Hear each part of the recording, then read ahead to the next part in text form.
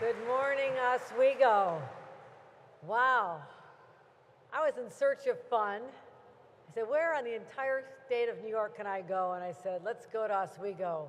And I love water parks. I will not participate today, but someday I'm going to slip in here and you won't recognize me.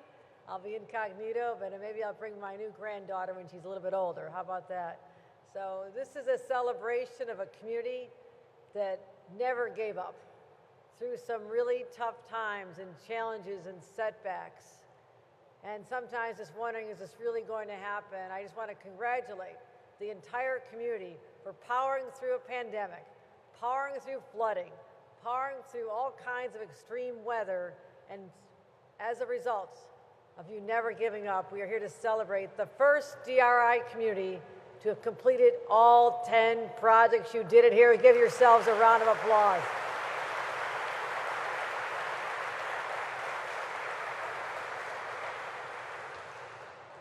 Well, I first of all want to thank some of the people I've now called my friends, people I've gotten to know since I was lieutenant governor, coming here so many times. And you have been blessed with an extraordinary leader in your mayor. Billy Barlow is a visionary. He is the kind of leader that small towns like this, small cities, when they have someone like this who believes so deeply to their core that this can be even better, and they get it done. I want to commend him for being an exemplary mayor, and I can't imagine this city without him. Billy Barlow.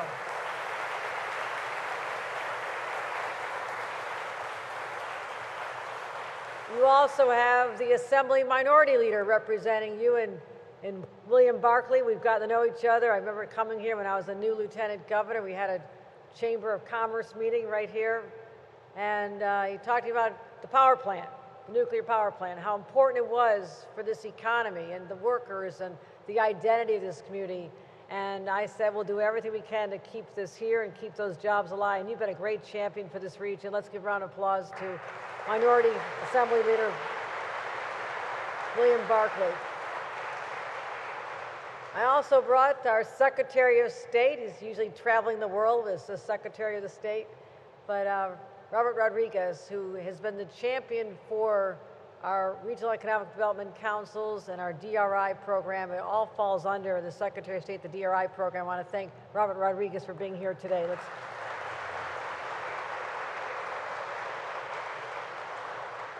As I mentioned, the REDC, Randy Wolkin, is our Regional Council co-chair for the Central New York region. I've known him for many, many years as well, and again, a true believer in this region. Let's give a round of applause to Randy Wolkin.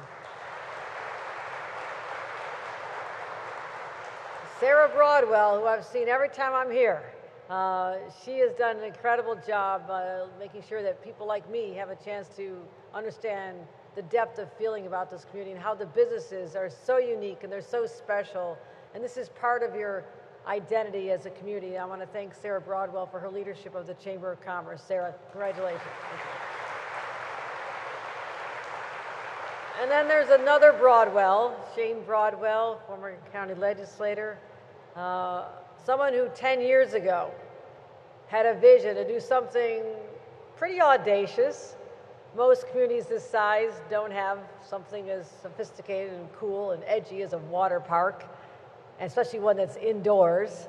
But Shane also said, we're going to get this done. And there were setbacks, and especially with the pandemic, and trying to figure out how we're going to make this happen. But as a result of community leaders like Shane, we're here today. And I want to congratulate him on seeing the realization of his vision as well. Shane Broadwell.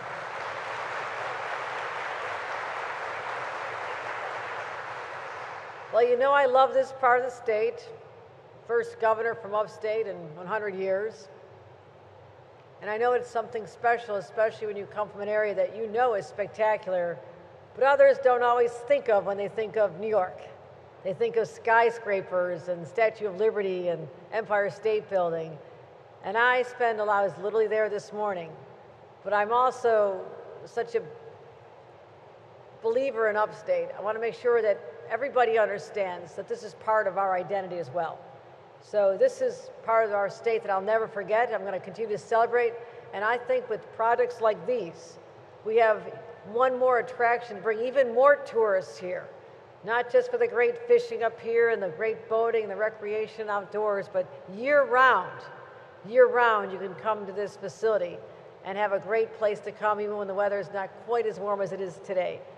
And of course, to have a children's museum right down the block. I mean, I said this when I was here before, for a community of 17,000, you really punch above your weight. These are world-class attractions, and never take that for granted. And also just having the charm of a local bookstore. To the Rileys, I know you weren't at the River's End, but I just spent a lot of money in your store. Because I said, get me there early enough that I can buy some books for my one-year-old granddaughter, Sophia. And I'm going to make sure she does come here, because bookstores are the heart of a community. And I've been there so many times. So let me say hello to the Rileys as well. So congratulations to you. I remember cutting the ribbon at Wright's Landing Marina. I remember the before and the after. And I also remember the floods and how devastating that was in this part of our state. And I love the fact that someone labeled the 2017 flood a 100-year flood. So you're thinking, we're going to be good now. We got a lot of years, we're good. Until 2 years later, we had another 100-year flood in 2019, and that was devastating. So we had to build back, never give up. State brought the resources. I came often just to say, we're going to get this done. We're going to be okay. We're going to get through this. So it is amazing to have a river, the locks, the connection to the Erie Canal, and one of the great wonders of the world, one of the greatest freshwater bodies on this planet, Lake Ontario, all part of your community. Don't ever take that for granted. And I'm sure as I'm standing here, someday, you won't know it's me coming to town, or maybe you will, I'm going to bring my boat from Buffalo, come all the way on the Erie Canal, go up the canal to Oswego, and experience how beautiful this is from a boat. I haven't had a lot of time lately, so I hope to do this in my lifetime, and maybe I'll bring Sophia, but I have traveled all the way as far as Syracuse, and it is the Erie Canal, and your connection to it is also an important part of your identity. But I think a lot of communities that just didn't have confidence and faith in community leaders like we're seeing here might have given up on some of these projects. But you had ideas about what a vibrant future could be, something that you didn't inherit necessarily. This community had a lot of charm. It had a great story, a great past. But as people get older and as communities get older, sometimes there's a little bit of decline. You slow down. You don't have that same luster you once had. And that's the beauty and the genesis of the DRI program. With an infusion of money all at once, a $10 million commitment for a community to be able to realize their vision, not what Albany sits there and says in the Capitol. This is not our idea. This was your idea. This was what you wanted to see. And I spent 14 years as a local government official, small town, little village of 10,000, village of Hamburg. The idea that all of a sudden you have $10 million in one shot to make projects happen simultaneously and finish at the same time, that's magical. I would have loved that when I was in local government. But you have taken advantage of this, and you have executed this future. And I want you to know, this is really special. And the resiliency that I've seen here, not just from the weather, but from the setbacks, is a testament to who you are as a people. That your children and grandchildren will know there was a time when Oswego wasn't as edgy and hip and cool and enticing as it is now. But you made it that way. You gave it its personality. You gave it its charm. And you kept it going, and you made it even better. So I'm going to be sitting at Rudy's sometime today. If you want to sit down with me, I'm going to get some fries. Look out the lake and get that sense of calm and that sense of it's a special place. Know that you have a governor who understands what that means. What that means, it's spectacular. And I'm really proud we can show you some of the scenes of what I witnessed and you experienced, the transformation of this. And so from new housing, and some of you may have heard, I want to build housing because as we take advantage of the fact that we're going to have Micron, 50,000 jobs, right, Billy? Right, some remember? We talked about the need to build housing. It doesn't have to be all one kind of housing. Just mix it up. Give people different degrees. Some very affordable, some high-end, some mixed use, whatever you want. You're the community in charge. But from new housing that you created here, over 200 units with this, that was bold. I remember the mayor and I driving around town on a golf cart in a snowstorm. That's what you do when you're a resilient community. Nothing deters you. And we talked about how the fact that above little shops, we need life, we need housing, and sometimes you need to change rezonings and change the rules on parking and envision an old abandoned building as a place you could have families and live. You are doing here what I want done all over the state. Seeing abandoned buildings or seeing an empty parking lot and saying, I see life there, I see families, I see children, I see seniors who don't have to leave their community when they want to downsize. That's what I'm talking about. And you've done it here. And I want to showcase this to the rest of the state. Say, this is what I'm talking about. So your children will not get priced out of living here if they want to grow up in the same community they did, as is happening in other parts of our state. So it's about housing, it's about safety improvements on local roads, it's connecting the downtown to the waterfront, as I mentioned, the museum, which is amazing. And on top of the 200 housing units, to have 12 new commercial spaces. And something I love, we've created over 150 new jobs here through this.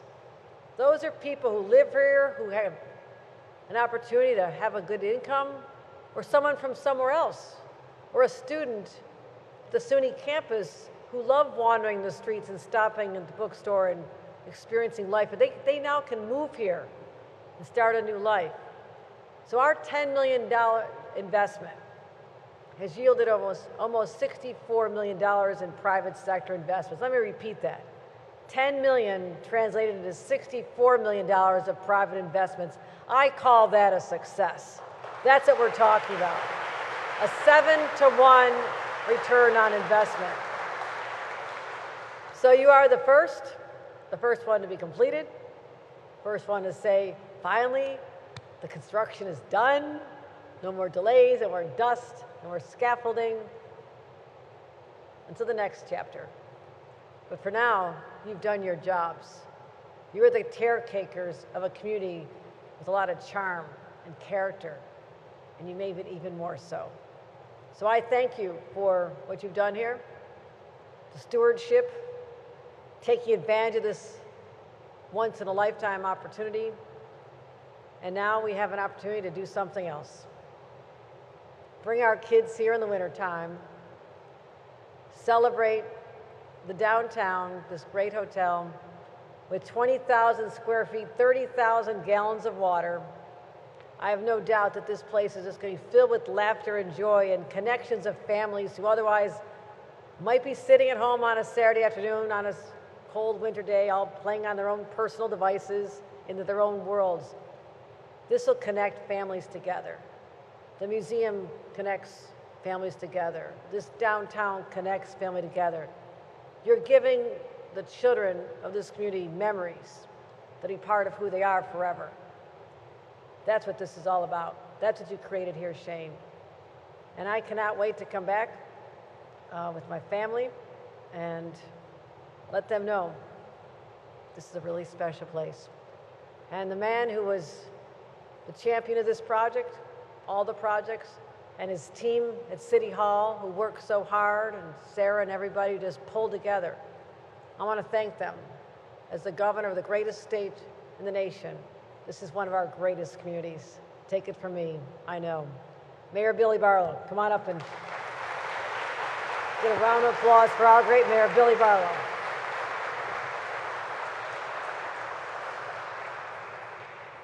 Don't ask him how to ride a jet ski. He's not real good at it. Thank you, Governor. That's great. Well, thank you, Governor. It's so great to have a partner in state government and you and your staff, and I really appreciate all the resources that your team has afforded me personally while in office, but also this great community. I can't imagine, I probably should know better than to say this, but the governor as lieutenant governor and as governor has been here so many times. I would love to see the stat sheet, to see New York City aside, because there's more people there, more municipalities, but upstate, where she visits the most, because Oswego really must be up there. She's been here so many times, and I'll never forget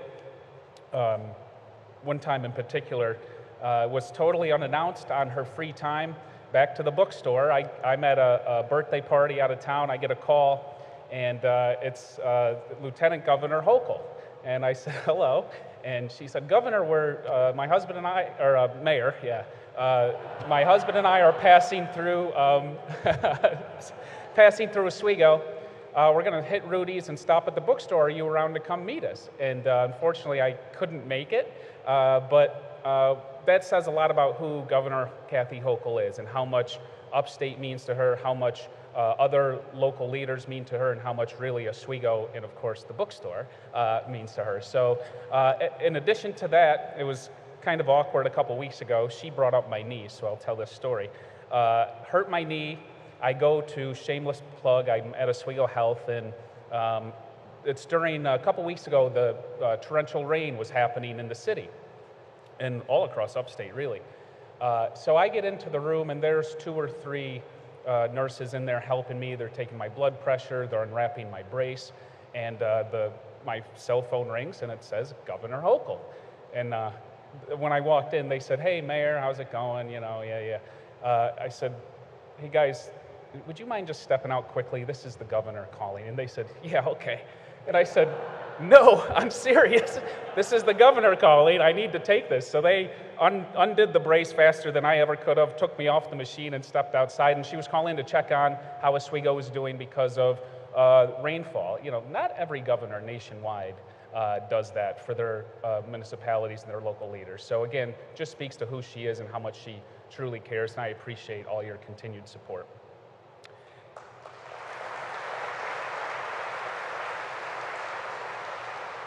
So let's rewind quickly to January of 2016. Most of the people in this room can attest to the fact that Oswego didn't have a whole lot to be excited about pre-January 2016. We had some seeds of growth occurring, the Oswego Renaissance and some other positive things happening, but not a lot. I'm sworn in January 1st, 2016, and later that month we hear of this DRI program that is really geared toward upstate municipalities, giving them an opportunity to get some state investment and try to use that leverage private investment and bring about some projects that'll revitalize your municipality.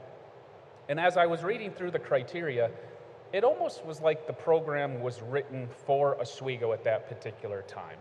And as a new mayor, just taking office with a brand new team, my mentality was that it wasn't going to hurt to apply for this state grant. To be honest, Oswego needed some sort of comprehensive vision anyway. So I told my team that we're going to apply for this and we're going to apply to win. Of course, Oswego somewhat is pessimistic or skeptical by nature back then, not so much anymore. So, you know, we heard rumblings about, well, it's a long shot, that's a Hail Mary, don't count on it. Yeah, but you know what? Even if we miss, we still have this plan that we can build on for the next 8 years. So we came up with our application, and our application was really based on 4 things. It was based on building connectivity from the waterfront to our core downtown, trying to come up with a nexus of projects that would connect our marina and Brightbeck Park, world-class facilities, to our downtown. So if you look at the first component of our plan, you can see where a lot of the vacant or underutilized sites from the waterfront to downtown have now been filled in by the 12 projects that we've completed. The second part of the plan was going to be to address the housing shortage that is present right now all across upstate New York. Being a SUNY community, local landlords catered toward the SUNY students. They're from downstate. They're used to paying a lot more for a lot less. And it left a whole segment of our local population out in the dark. So we had to bring about housing units, and we did. The Latatro building, 20 units, Riverwalk, 32 units of market rate units. And then the other two projects, Harborview and East Lake, 75 units and another 70 at East Lake. That's the affordable housing, so that the single mother with 2 kids working as a nurse can afford a good quality apartment and at a reasonable rate. And I'm proud to say that after 8 years of hearing who's going to live in all of these apartments, well, they're all full, and they have a waiting list, because the answer to that question was the people who were already living here to begin with that just needed the place for them. So that plan worked. The third part of our plan was to bring in and preserve unique businesses and assets to downtown. We can look back, thanks to the DRI, and look at restaurants like Southern Fare, like the Children's Museum, the Rooftop Lounge, the Riverwalk Bagels, the former YMCA converted into apartments, and the Outdoor Pocket Park, the Water Park. And these are all unique destinations that we're already seeing people travel in, not from Oswego, and not even from Oswego County in most cases, but from other surrounding counties. I often tell people that sometimes I'll walk into Bistro 197 or the Rooftop Lounge and I'll know everybody. Other times I'll walk in and I don't know a soul, and they don't know me, and I prefer those nights. But it's true. And with the Sunset Tiki tours, you look at who's on the roster. I get the roster and I know who's on a tour every single night, and I see their zip code. There's not a lot of 13126s. So that really speaks to the synergy, the chemistry, the growth that's happening here in downtown, all seeded by the DRI. And then finally, as the governor alluded to, leveraging private investment. We wanted to take that 10 million and tell the state, if you give us 10 million, we'll bring you back way more and give you the biggest ROI you've seen. And as the governor said, over $65 million in private investment was leveraged by this $10 million. That is a huge ROI. They say government doesn't run like a business. Any business owner will take that ratio of an ROI. And if you actually,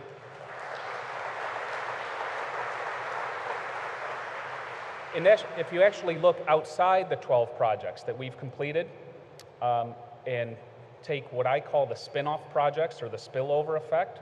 These are projects like the Oswego Movie Theater, those YMCA apartments I talked about, Lock 7, and some other projects. We're approaching $100 million invested in our core downtown area since 2016.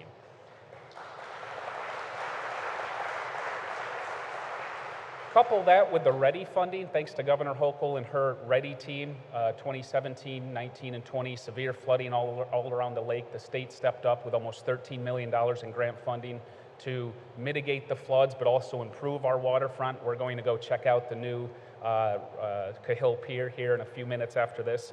And $20 million of investment by the state along our waterfront. You can see that now we have that nexus between the waterfront and downtown, and Oswego truly is the place to be in central New York. I'm extraordinarily proud of the fact that we've completed all 12 projects, the first in the state, within my 8 years, thank goodness. Not a lot of time to spare there, BHG, but we got it. And not only were they the first, but if you go back to 2016, the 12 projects completed were the original 12 we said we were going to do in 2016, which I'm particularly proud of. Factor in supply chain issues, a 2-year pandemic, the flooding, inflation, a whole host of others. It's hard under normal circumstances to keep projects of this size on schedule and within budget. The budget is a little dicey, but certainly on schedule. So I'm very proud of that. I just want to mention a few key players quickly. I could not have put this together without my team at City Hall, the folks who have left before the end of the term, but certainly the folks still there, economic development and everybody at City Hall, and then our private partners. This really highlights what government and the private sector can do together when we work together. Tom Snyder, I hope you're here, and Jim Dowd from Pathfinder Bank. Couldn't have done it without Tom. I'd like to give Tom in particular a round of applause. Of course, Buddy, Shane, and George with Broadwell Hospitality Group, Ed Alberts and Abby Weaver at Riverwalk, Adam Avery, Kyle Walton at the Rooftop in Latatro, and then others, Tony Pauldine, Catherine Watson, Ben Lockwood, everybody who had a hand in these projects. And Governor, again, your team at Department of State, Paul Byer, Jamie Reppert, many others provided invaluable insight. Mr. Secretary, you have a lot to be proud of with your team, and I'm so happy that you could be here because we couldn't have put this together without your team at DOS.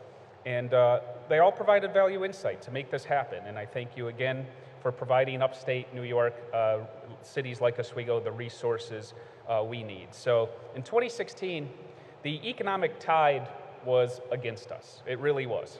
But now, thanks to the DRI, in 2023, the tide is now with us, and because of the DRI and several other achievements along the way these last 8 years, the future of Oswego is brighter than it has ever been. 8 years in the making. Thank you, thank you, thank you, and congratulations.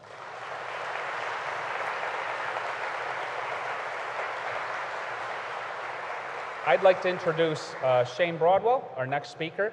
While he comes up, I would also like to call up his dad and the boss man, Buddy, because I have a special presentation I just want to give to him. Buddy Broadwell, back in the 80s or so, had many businesses, Harbor Hotel, Broadwell's, and then purchased the land down here, Admiral Willsey's, and of course the Best Western. He has Bayshore and now the water park. Buddy, what you've done to the East First Corridor is really remarkable. And you've done it with your family, local business, didn't take a ton of help from the government, certainly back then. We've had discussions, think maybe the city was working against you in some instances, but you still made it happen. As a family friend, I see how hard you work each and every day. So what I wanted to do, and I think this is the appropriate time to do it, is on behalf of the city of Oswego, present you the Community Appreciation Award, an appreciation of your countless contributions to the Oswego community and the development of the East First Street corridor and more. So please give a hand to Buddy, and I'll introduce Shane.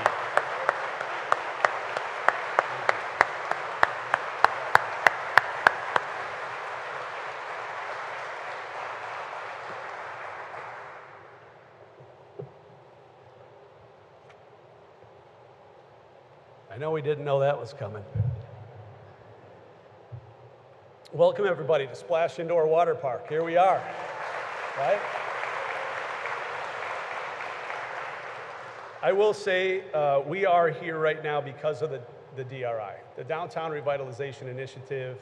You know, our water project was recognized once submitted by all the stakeholders who participated in the program, so I was one of them.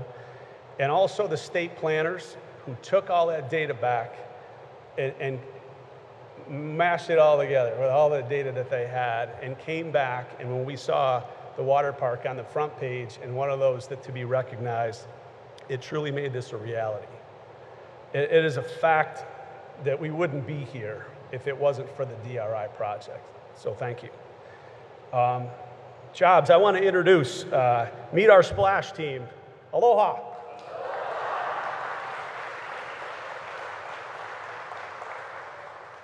Unbelievable, totally new addition to our entire Broadwell hospitality platform. I mean, we're talking about management, guest services, lifeguards, park services, you know, currently already 48 full and part-time jobs. But because, yeah. And that's just inside this box, right? So what the addition, you know, with the hours that the water park are open, we have to feed people in this park every day. So GS Steamers Bar and Grill, which we've been open for 28 years, has never been open 7 days a week for lunch, ever. And we are now every single day. So that same kitchen, that same staff is now pumping food through that third floor to the whole upstairs Splash Bar and Grill throughout the entire park every day. We're talking about in the existing steamer staff, that's in another 12 jobs already within the existing staff that we had there, right? But the cool part of our conversations when we have these is these aren't short term. I mean, everybody from this community knows we hit it hard and hot in the summertime, but man, does it to drop off really fast when we hit November. So this is a game changer because these are more longer term jobs now. You know, everybody around here feels it from November to March. That's a long period of time, you know. Splash now is that destination with our perfect 83 degrees of weather every single day. We look forward to seeing the impact this winter on our day trippers and overnight packages, with people now coming into our community during those off months and stay and play with us.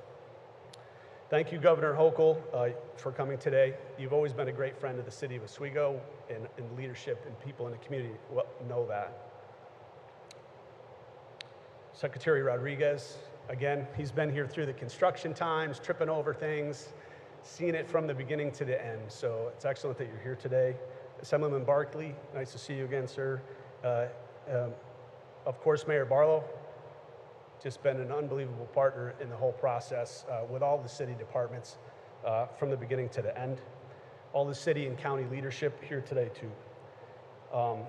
We want to thank you all for that and all the help and assistance that we've needed from all the city departments, county departments, state departments, and leadership to help us put the football over the finish line. Again, I'll bring up one more time, one more person who certainly, my name gets mentioned in the press for the idea, or I've been, the picture guy and all that. But there's no question, we're not sitting here today, without the efforts of my father.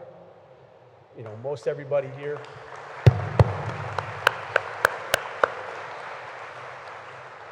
So I call him George, but everybody mostly knows him as Buddy, right? He's been fully embedded in this project, and you have no idea, for over 4 years now. And it has been a full grind for 4 years, never letting up. No one works harder. This guy's literally had more blood, sweat, and tears in this project than anybody else. So we all thank you again for that.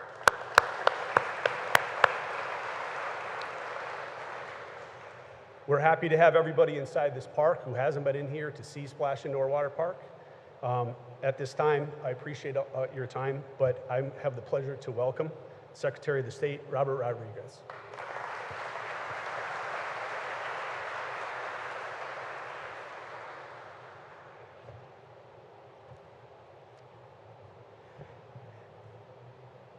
Good morning, everyone. I'm Secretary of State Robert Rodriguez, and it's really so exciting to be here with Governor Hochul at this really tremendous announcement. And I get to publicly thank the governor for her unwavering commitment to the Downtown Revitalization Initiative. And her support, going back to her time as Lieutenant Governor, has really made this program one of the cornerstones of our economic development strategy across the state. So I wanted to thank you, Governor, for your commitment to this program.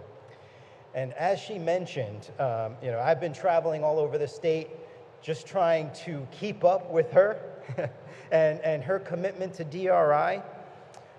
And really that commitment is seated in what is a transformative investment in communities. And what's exciting about that is what you're seeing here is the result of that transformation. This is my second visit to Oswego. Last time I was here, the lights were not yet on, but Buddy was very clear in his vision and his commitment for what could be here. And I think what was important is that this was our last project, probably the hardest project to undertake.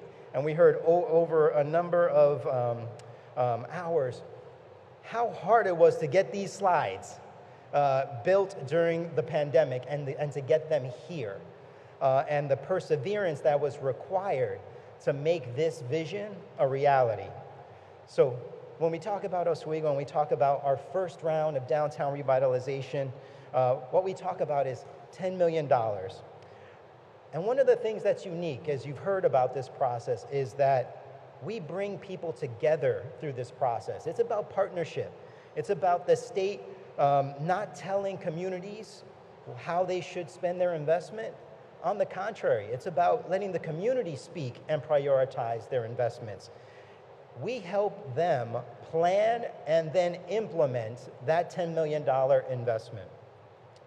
One of the things that we recognize through this process is that partners like Mayor Barlow and the vision that he has across investing in housing, arts, culture, public space, transportation, amenities like this one, but most importantly, that communities need jobs and businesses.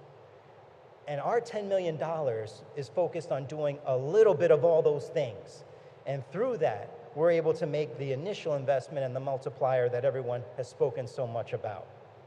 But really, most importantly, it's about the people who live here, the communities that we're supporting, the stakeholders that are here, the partnership that happens. That's how we're able to make the Downtown Revitalization Initiative successful. And that's why we're seeing so much transformation here in the Port City.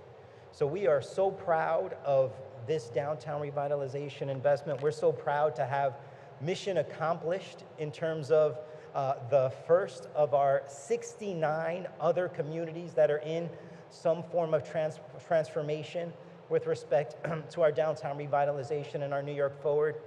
But all of it comes down to the fact that we will not leave any community behind in our economic development strategy. So we know that Oswego is the first, but it will not be the last of our communities upstate and across the state that we'll continue to revitalize and invest in. So with that, I want to welcome you all to stay for the ribbon cutting and invite our participants to come up and to cut the ribbon on this truly amazing project and really cap off what has been a transformation here in Oswego. And we look forward to many more DRIs to come in the future. Thank you.